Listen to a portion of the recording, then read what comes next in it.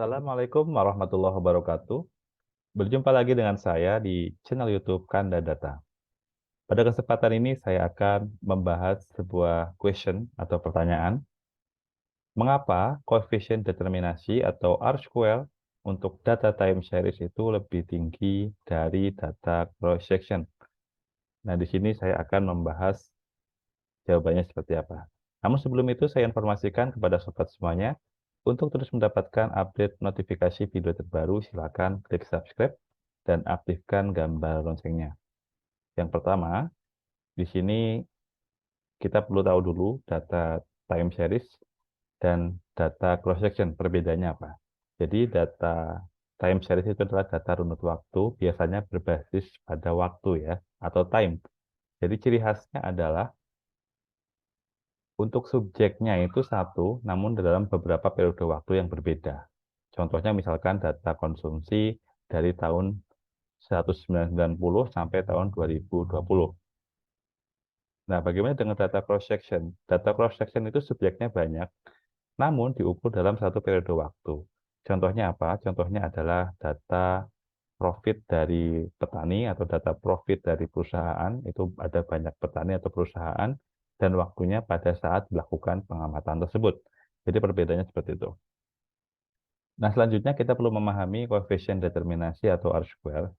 Jadi ini menunjukkan kebaikan model juga ya, karena dari nilai R-square kita akan mengetahui bagaimana variasi variabel bebas mampu menjelaskan variasi variabel terikat. Nilainya adalah antara 0 dan 1. Semakin tinggi R-square, ini akan semakin baik dari variasi variabel bebas dalam menjelaskan variabel terikat. Dan semakin kecil akan semakin kurang baik.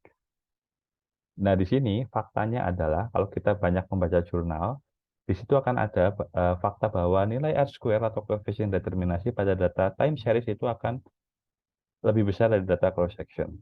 Biasanya lebih besar dari 0,8. Adapun untuk data cross section ini akan lebih kecil ya, itu kalau sudah di atas 0,6 atau 60% sudah lebih baik. Nah, di sini penyebabnya apa? Ada beberapa faktor. Yang pertama adalah autokorelasi. Mengapa data time series R-square-nya lebih tinggi? Karena situ ada autokorelasi umumnya ya. Autokorelasi itu apa? Autokorelasi itu adalah terjadinya korelasi antar residual pada periode pengamatan dengan pada periode pengamatan sebelumnya. Karena ini adalah berbasis waktu, tentunya akan ada korelasi ya. Jadi misalkan pada tahun pengamatan tahun ini dengan tahun sebelumnya dan tahun depan dengan tahun ini. Sehingga ini akan berpotensi menyebabkan nilai R-square yang lebih tinggi. Kemudian ada tren dan musiman. Jadi kalau sebuah data membentuk tren atau musiman, ini akan menghasilkan R-square yang akan lebih tinggi. Selanjutnya pada pengamatan dengan jumlah observasi yang tinggi, misalkan yang lebih banyak ya, karena ini kita banyak melakukan pengamatan kalau jumlah sampel atau observasi ya, kalau ini adalah data time series, observasinya lebih banyak, ini akan semakin memperbaiki nilai R-square. Umumnya akan seperti itu. Tapi ada batas-batas tertentu ya.